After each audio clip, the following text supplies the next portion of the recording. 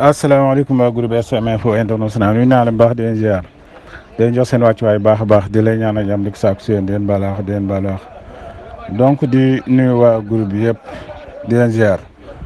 donc tey la mardi le 23 juin 2026 fi ñu commencé xibaar yi mooy fële sa États-Unis donc États-Unis naan Sénat bu États-Unis adopté na benn résolution contre guerre avec Iran. donc Sénat américain bi adopté nañu mbir moom que ni daal xamal na Donald Trump ni léegi pour nga guerre ak Iran congrès bi rek ñoo lay jox autorisation pour nga mën a guerre ak Iran donc lii yëpp guddal jël la rek ak jéem a rafetal jéem a jékk-jékkal defet bi nu am mais daal ku nekk xam na ni congrès ba Sénat ba ñoo fa jiitu muy républicain yi. mais il fallait que ñu jéem a rafetal défaite bi nga xamante ni am nañ ko ñoom américains yi léegi daal congrès bi rek moom moo jox autorisation Donald Trump pour mu guerre ak Iran. ba tey bokk na si xibaar yi neenu Russie bombardement yi metti foofu sa Ukraine benn Interpol boo xamante ni dafa doon defar drone sa Kharkiv. ba tax na maanaam daal andi na perturbation bu rëy foofu sa Ukraine donc bu ñu sukkandikoo si journal bii di journal TASS xamle na ni daal tey jii lu Russie lancé na ay frappe militaire yu décisif direct contre yu maanaam usines yu am solo yoo xamante ni ñoom mi ngi woon foofu sa Ukraine. surtout Ukraine surtout usines yoo xamante ni da doon defar ay drone suicide foofu sa Kharkiv ak usine boo xam ne dañ ko nee na usine boobu dañ ko considéré comme benn usine boo xamante ni daal usine bu am important la bu spécialisé lu jëm si wàllu production drone FP1 ak FP2 usine boobu moom moo ko doon def moo ko doon defar donc entièrement neenu usine boobu Russie yàq na ko ak bombe FAB fire blowing donc benn avion SAS Su-35 moom la Russie utilisé woon dóor fa benn coup boo xamante ni daal coup bu dal la ba tax na daal bi mu fa dalee daal ànd naag doole joo xamante ni tax na usine bi yàqu complètement actuellement Ukraine mi ngi def benn bras de fer contre mag Russie ndax si fàttali Ukraine fan yii nii dafa yàq si biir Russie yàq yoo xamante ni daal doy na waar surtout ay infrastructure civile yoo xamante ni Ukraine daf ko laaloon ba loolu moo waral Vladimir Poutine tontu bu am doole bi tey. donc lu jëm si wàllu installation militaire yu Ukraine yi ak usine d'armement yi waa Russie bàyyiwunu dara donc moom Sergei Lavrov xamle woon na ni moom Vladimir Poutine joxe woon na ndigal pour armée bi préparer attaque yu am doole diggante seen biir attaque yu am doole biir Ukraine. surtout installation militaire yeeg yu ni mel donc loolu moo waral Russie tey li mu def foofu sa Ukraine mu def ko fa ndaxte comme ni nga xam ne usines yoo xamante ni usines yu am doole la yoo xamante ni dafay defar drone FP1 ak FP2 nekkoon na daal benn usine boo xamante ni usine bu am important la si Ukraine Russie yàq na complètement ba tey bokk na si xibaar yi Islamabad moom président bu Iran dafa demoon tey ñu naan ko Masoud Pezeshkian amal na fa conférence de presse bu gudd moom ak premier ministre bu Pakistan di Shahbaz Sharif donc moom li mu xamle moom président bu Iran nee na programme missile yi nekkul ni dañ koy bàyyi donc ne duñ ko mas a bàyyi te bokkul si li nu xaatim ñoom ak seen diggante ak États-Unis donc ne ñoom capacité missile yi nu am nii pour défense pour aar seen réew buñ ko amul woon kon Israël ak États-Unis dinañu def Iran lu ñaaw comme li nu def Gaza te duñ ci am benn yërmande te bu boobaa duñu xool mag duñu xool xale ñëpp la ñuy boole. donc nee nag des fois nga dégg ay droit de l'homme nee na loolu kàcc la ay droit de l'homme ak yooyu kàcc la c'est-à-dire daal amul donc neen daal li ñu xaatim daal lu jëm si wàllu ligne rouge yi nekkul loo xamante ni daal bokk na si li ñu xaatim ak États-Unis moom président bu Iran moo xam leen lu ni mel. ba tey bokk na si xibaar yi Cheikhouna Sylla maa ngi lay jaajëful baax a baax di nuyu aussi Cheikhouna sopp na bi maa ngi lay jaajëfal bu baax a baax donc journal bi dafa xam ne voilà c'est terminé histoire bi jeex na nga ginnaaw bi États-Unis jànkonteeg défaite bu rëy défaite boo xamante ni histoire dina ko bind seen digganteeg Iran donc nag loolu yëpp li ko waral mooy que ni état moom Donald Trump li nekk si kanam moo bare ndaxte élection mi mandat yeeg yooyu yëpp bokk na si li tax ak défaite bi mu si jëlee bokk na si li tax amul choix looloo tax lépp loo xamante Iran bëgg na ko rek mu xaatimal ko donc loolu la journal bi xam ne ba tax na démb journal bi mooy xam le ni démb journaliste bi doon na ko laaj ni que ana lan mooy sa tontu bu fekkee Benjamin Netanyahu génnu Liban lii moom gisuma ko démb ndax information bi jàllale woon naa ko démb mais journal bi li mu wax daal mooy que ni lu mën a nekk la ñu intervenir comme li nu def fële sa Irak ak Syrie yu ni mel donc neen ñoom daal seen mbir bu la joxee ndigal da nga koy jëfe loolu Donald Trump journal bi nee na Donald Trump bokk na si li mu wax démb bi que journaliste bi laajeloo ne ni daal Israël dina génn foofu sa Liban si nii wala si naa ça moo tax bu ngeen gis ni Major Pezeshkian téye këyit bi muy xaatim lu ko neex c'est-à-dire que ça daal amul choix. ba tey bokk na si xibaar yi nee na Russie bombardement yi metti foofu sa Ukraine benn Interpol boo xamante ni dafa doon defar drone sa Kharkiv ba tax na maanaam daal andi na perturbation bu rëy foofu sa Ukraine donc bu ñu sukkandikoo si journal bii di journal TASS xam leen na ni daal tey jii lu Russie lancé na ay frappe militaire yu décisif direct contre yu maanaam usines yu am solo yoo xamante ni ñoom mi ngi woon foofu sa Ukraine surtout usines yoo xamante ni da doon defar ay drone suicide foofu sa Kharkiv ak usine boo xam ne dañ ko nee na usine boobu dañ ko considéré comme benn usine boo xamante ni daal usine bu am important la bu spécialisé lu jëm si wàllu production drone FP1 ak FP2 usine boobu moom moo ko doon def moo ko doon defar donc entièrement neenu usine boobu Russie yàq na ko ak bombe FAB fire blowing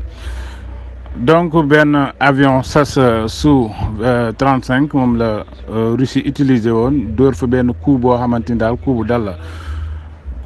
la ba tax na daal bi mu fa dalee daal ànd naag doole joo xamante ni tax na usine bi yàqu complètement actuellement Ukraine mi ngi def benn bras de fer contre mag Russie ndax si fàttali Ukraine fan yii nii dafa yàq si biir Russie yàq yoo xamante ni daal doy na waar surtout ay infrastructure civile yoo xamante ni Ukraine daf ko laaloon ba loolu moo waral Vladimir Poutine tontu bu am doole bi tey donc lu jëm si wàllu installation militaire yu Ukraine yi ak usine d'armement yi waa Russie bàyyiwunu dara donc moom Sergei Lavrov xamle woon na ni dana moom Vladimir Poutine joxe woon na ndigal pour armée bi préparer attaque yu am doole diggante seen biir si biir attaque yu am doole biir Ukraine surtout installation militaire yeeg yu ni mel donc loolu moo waral Russie tey li mu def foofu sa Ukraine mu def ko fa ndaxte comme ni nga ko xamle usines yoo xamante ni usines yu am doole la yoo xamante ni dafay defar drone FP1 ak FP2 nekkoon na daal benn usine boo xamante ni usine bu am important la si Ukraine. Russie yàq na complètement. ba tey bokk na si xibaar yi journal bi dafa ñëw di laaj eeru Obama ak eeru Donald Trump ana kan moo si gën a kan la si zioniste yi gën a jëriñoo donc neen certes président Barack Obama moom ak actuel président bi donc récemment nee na intensifié am na surveillance ñoom waa Washington actuellement surtout maanaam seen service renseignement bu Washington ñoom depuis que Israël opposé waxtaan yi amoon diggante Iran États-Unis ba léegi ñoo ngi surveiller bu baax a baax waa Israël donc seen i activité yu ni mel maanaam activité zioniste yi donc si région bu Moyen-Orient bi donc nee na après bi ñu jotee information que ni information yu détaillé nennu ñoom zioniste yi dañu mer trop ak yeneen autres responsables yu Israël si benn réunion boo xamante ñoo ngi ko doon amal muy réunion secret service renseignement américain yi jot nañ information boobu que ni daal ñoom dirigeants israéliens yi daal kontaan donc service renseignement États-Unis nee na déjà neenu biir kii boobu amoon na ay xuloo yoo xamante ni amoon na si ñaari parti yi muy parti Donald Trump ak bu Netanyahu ndax ñoom daal kontaan nañu joxoon nañ ko ñoo États-Unis nag ñoom joxoon nañ avertissement que ñoom waa Israël nañu respecté liñ leen wax nañ ko respecté te loolu nag mi ngi maanaam si lañu xuloo maanaam jamono jooju nga xamante ñoom États-Unis ñoo ngi dem Suisse Iran di dem Suisse pour ñu waxtaan jamono yooyu ñaari dirigeants yi am nañu ay wax ba dënn yi jóg daal xuloo am na si diggante bi bu ñu sukkandikoo si journal bi li mu xamle. nee na premier point bi nag mooy unité pour mën a ñoom États-Unis li nu bëgg mooy que ni accord am seen diggante ak Iran aussi tamit Liban am daal deuxième bi mooy escalade ak provocation yi nga xam ne Israël mi ngi koy amal pour bañ accord yi am nenu te dara warul ko lu dul Israël li mu bëgg mooy jéem a maintenir tension militaire bi am si région bi donc troisième bi nag nee na mooy crise intense bi nga xamante ni am na travers gouvernement bu Israël notamment comme li nu gis que ni élection war na am mois de octobre prochaine élection war na am premier ministre bu Israël loolu tax mu perturbé donc looloo tax daal bu sañoon daal du am Liban.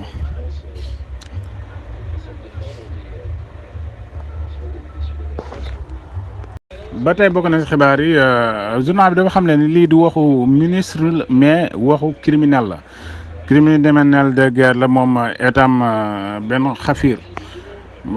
li mu xam ne mooy que ni ginnaaw bi ñu jeexalee seen liggéey foofu sa Gaza mi ngi woo pour daal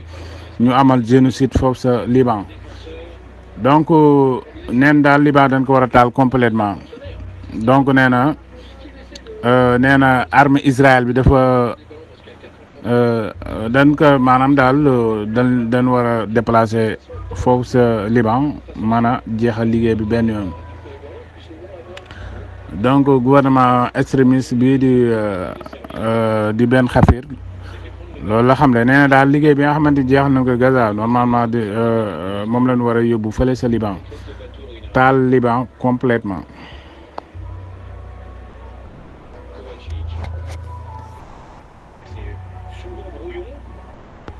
ba tey bokk na si xibaar yi moom sénateur américain bii di bokk si républicain yi nee na li mu gis daal mooy que ni Iran mi ngi gën a am temps pour di gën a amal enrichissement uranium ndaxte 60 jours yi trêve 60 jours yi ñu am seen diggante ak États-Unis si fàttali moog États-Unis dañu am trêve 60 jours yi nag ci la doon waxtaane ba actuellement ni am nañ accord mais daal moom sénateur bi nee na dafay ragal Iran di gën a am temps pour di am enrichissement di gën a yokk enrichissement uranium ba tax na daal nee na nanu gën a surveiller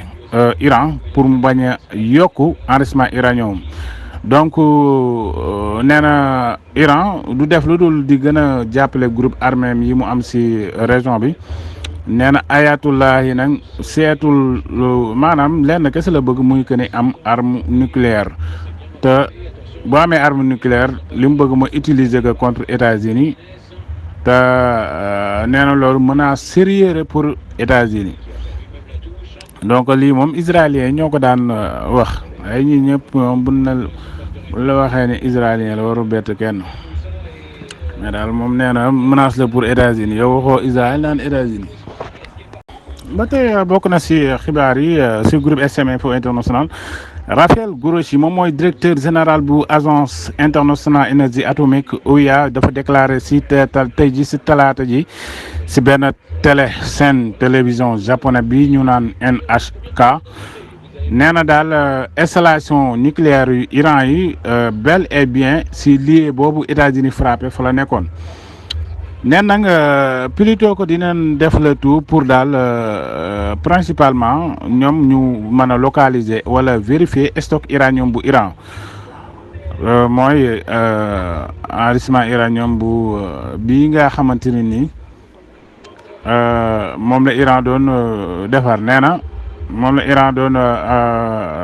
Iran dencoon donc neen daal bel et bien foofu la nekkoon donc nag nee na ñoom responsable yi ñoom prochainement neen si jamono yi di ñëw dinañu jokkoo ak responsable république islamique bu Iran benn calendrier ak ay détails yoo xamante ni dinañu mën a amal inspection foofu souligné na ni daal ñoom agence bi dinañ effectuer inspection manière indépendante bu fekkee ni waa Iran bëgg nañ ko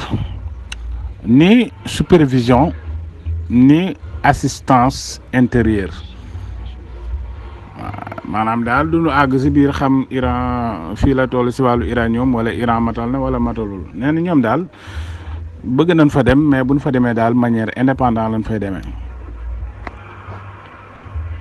pas ñuy dugg si biir enrichissement uranium bi fa mu nekk.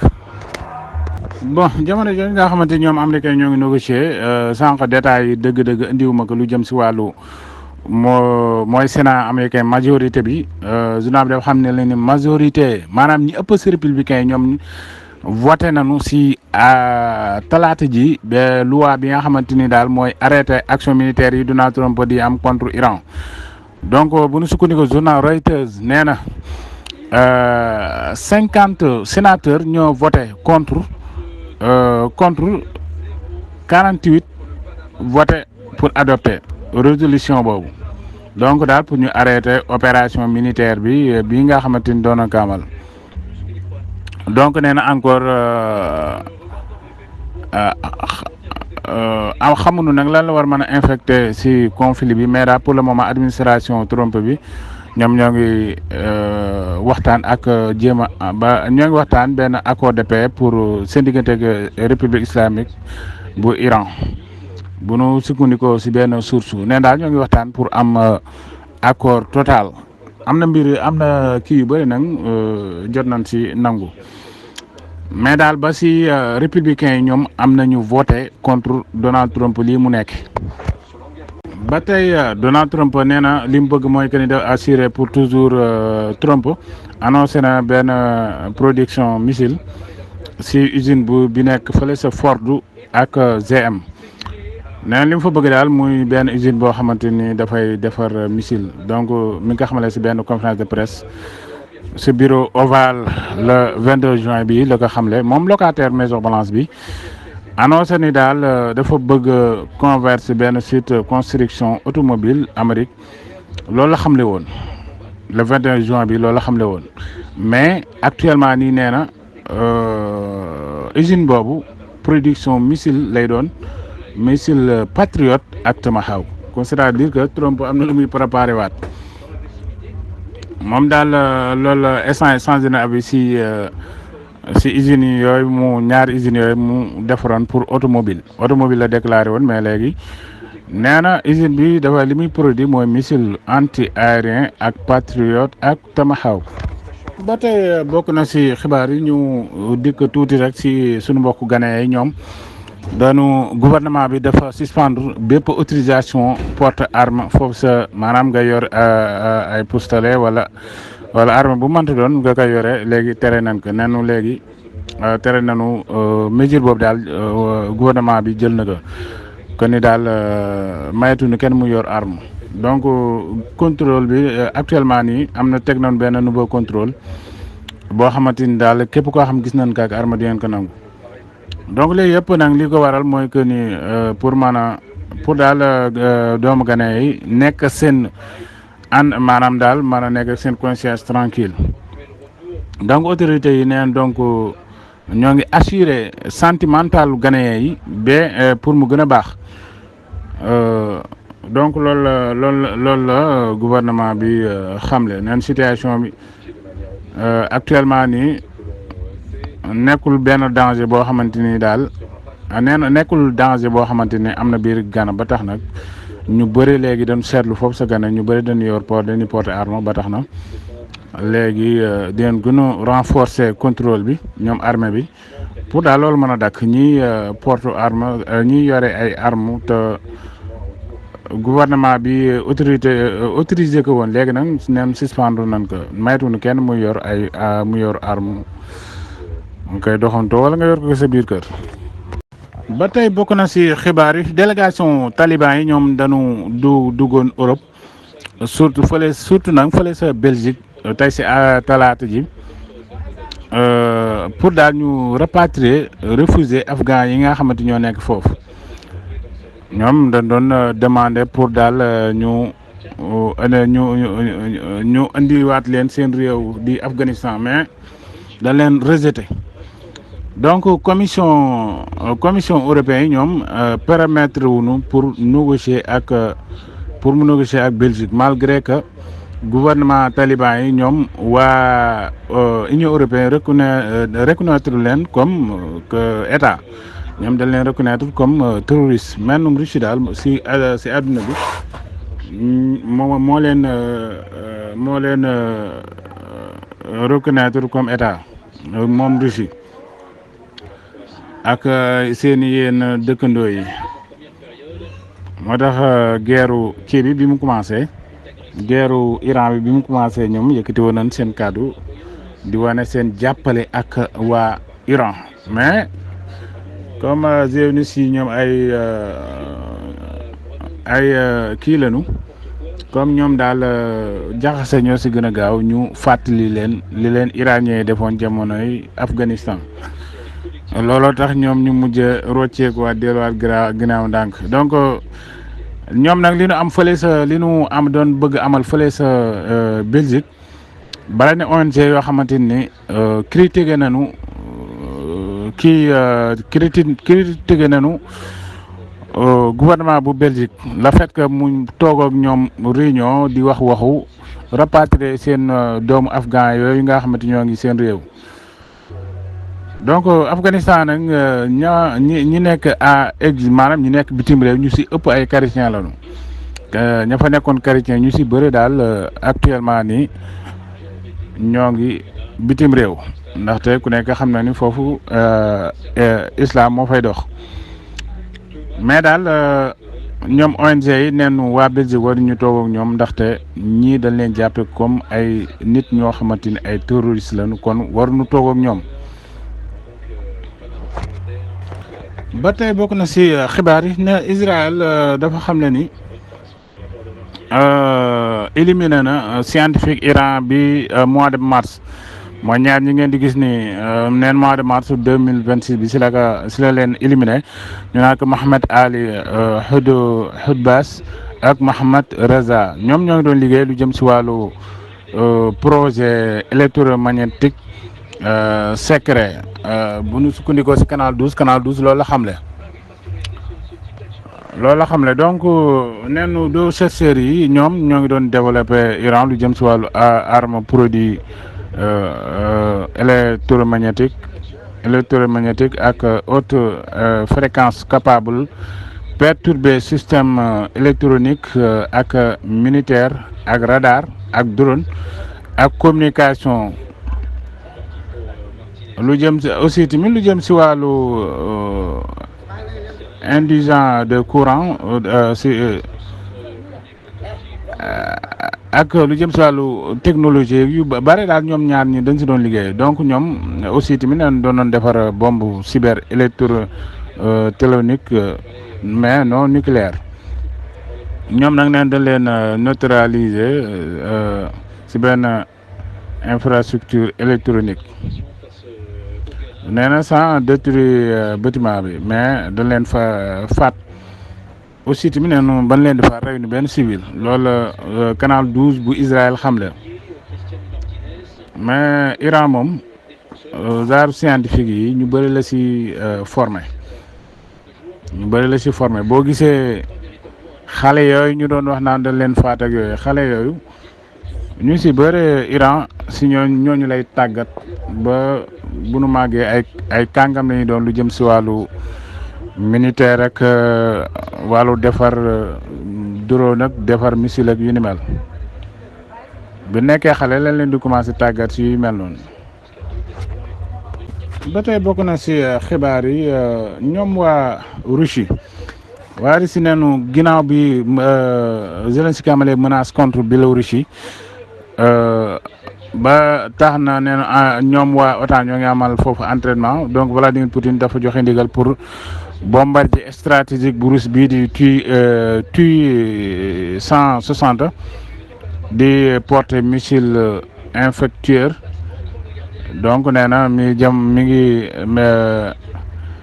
dina defal ay exercice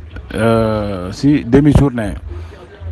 si au international foofu lay defee exercice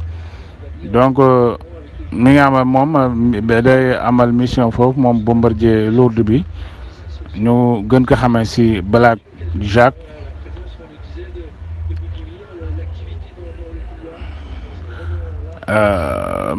waaw Black Jack la tudd donc jamono yi nga xamante ni ñoom waa OTAN ñoo ngi def exercice si côté si côté Biélorussie boobu donc Russie mi ngi utiliser na côté boobu aussi tamit chercheur russe bii di MiG-31 si côté Norvège bi neen côté yëpp ñoom waa Russie ñoo ngi fay amal exercice ñoom tamit lu jëm si wàllu naval ak yu ni mel ak vitesse Mach 2,05 plus moom lay bombardier bi di daw amal opérationnel côté boobu donc nee na nekk na bombardier boo xamante ni bu gaaw la ne capable na pour yàpp bombe nucléaire ne daal bombardier bu am benn kiiwu avion la boo xamante ni daal bu am doole la bu am doole aussi tamit bokkul ak bombardier yi nga xamante ni daal gaaw na ndax Mach 2,05 plus loolu du bombardier bu yéex. ba tey bokk na si xibaar yi neenu soldaaru Corée du Nord bi nga xam ne da doon xeex ak Russie da doon xeex pour Russie si jamono ji ni jàkkaarloo si région bu Kursk jamono ji lan ko tegoon loxo bu ngeen fàttalikoo photo bi yaakaar naa ni war ngeen ko miin si groupe bi moom neenu soldat bi bëggul dellu Corée du Nord aussi tamit Corée du Sud moom dafa opposé pour soldat bi ñu yóbbu ko foofu sa Russie wala Corée du Nord ndax nee na soldat bi li mu bëgg mooy installé fële sa Corée du Sud donc ba tax na daal loolu moo waral ñoom waa Corée du Sud opposé pour ñu rapatrier ko fële sa Corée du Nord. léegi daal ñoom waa Corée du Nord waa Corée du Sud daal d'accord nañu pour moom soldat bi mu installé wu force Corée du Sud comme ni ko soldat bi bëggee ñoom nag xaw ma nag loolu dëggu la wala mais daal looloon xamle ndaxte wàllu manipulation daal dafay bëri si guerre yi nii dafay bëri. donc fi ngay jeexalee mooy diggante Russie ak Ukraine moom Vladimir Poutine nee na attaque drone yi nga xamante Ukraine amal na ko contre infrastructure civile yu Russie di jéem a viser ak déstabiliser société Russie amul benn raison boo xamante ni war na tax loolu rek war na tax du ñu amal benn waxtaan ak Zelensky nee na da ko doon def pour déstabiliser civil yi. ba tax na daal loolu mooy waral waxtaan bi nga xamante ni daal mi ngi koy bëgg jaratu ko maanaam daal sàkkootuñ ko si moom jaratu ñuy toog di waxtaan ay wana métti donc te dara waralu ko mooy que ni attaques yi nga xamante ni Ukraine am na ko contre civil yu Ukraine yi ma installation civile yu Ukraine yi donc loolu moo waral waa Russie tey ñu amal fa ay frappe yu massif yu am doole. donc mbokk yi xam naa fii laa yemale xibaar yi di leen jaajëfal bu baax a baax di jaajëfal ku si mel ne Oustaz Serif ak Babacar Tine ak liggéeyal Arxuraan ñoo ngi lay jaajëfal bu baax a baax di jaajëfal aussi sëñ Daouda Niang di jaajëfal aussi Cheikhouna Soppana bi maa leen jaajëfal bu baax a baax di jaajëfal aussi sama tomaa Youssoupha Lo maa ngi lay jaajëfal bu baax a baax ak Cheikhouna Silla maa leen di kontaane bu baax a baax si topp bi den wax ni jàmm ak jàmm noonu yàlla sàmm bu subaa ak jàmm incha allah.